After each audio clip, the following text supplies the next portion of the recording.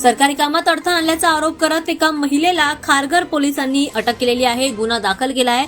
खारघरमध्ये वाहन तपासणी दरम्यान निवडणूक आयोगाने तैनात केलेल्या स्टॅटिक सर्व्हेलन्स टीमच्या सदस्यांना धक्काबुक्की करून कॅमेरा खराब केल्याबद्दल एका महिलेवर खारघर पोलिसांनी सरकारी कामात अडथळा आणल्याचा आरोप करत गुन्हा दाखल केला.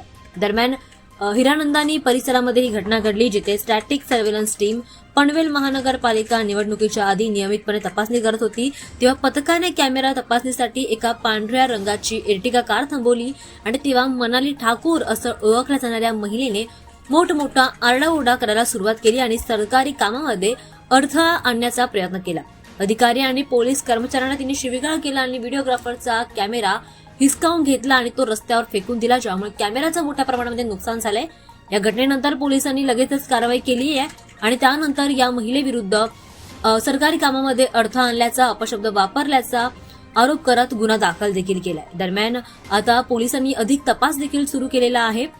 आता निवडणुकीच्या काळामध्ये रोख रक्कम, दारू, अंमली पदार्थ आणि शस्त्रांची बेकायदेशीर वाहतूक रोखण्यासाठी प्रवेशद्वारांवर मुख्य ठिकाणी पोलिसांची पथकं तैनात आहेत. पोलीस त्यांचं काम करत आहेत, त्यांचं कर्तव्य बजावत आहेत आणि असं करताना जर कोणीही सरकारी कामामध्ये अडथळा आणण्याचा प्रयत्न केला तर अशा व्यक्तीवर कठोर कायदेशीर कारवाई केली जाईल असं पोलिसांनी सांगितलंय. त्यामुळे कृपया करून पोलिसांच्या कामामध्ये सहकार्य करा आणि त्यांना त्याच्या कामामध्ये कोणतीही अडथळा येण्यासारखी परिस्थिती निर्माण करू नका.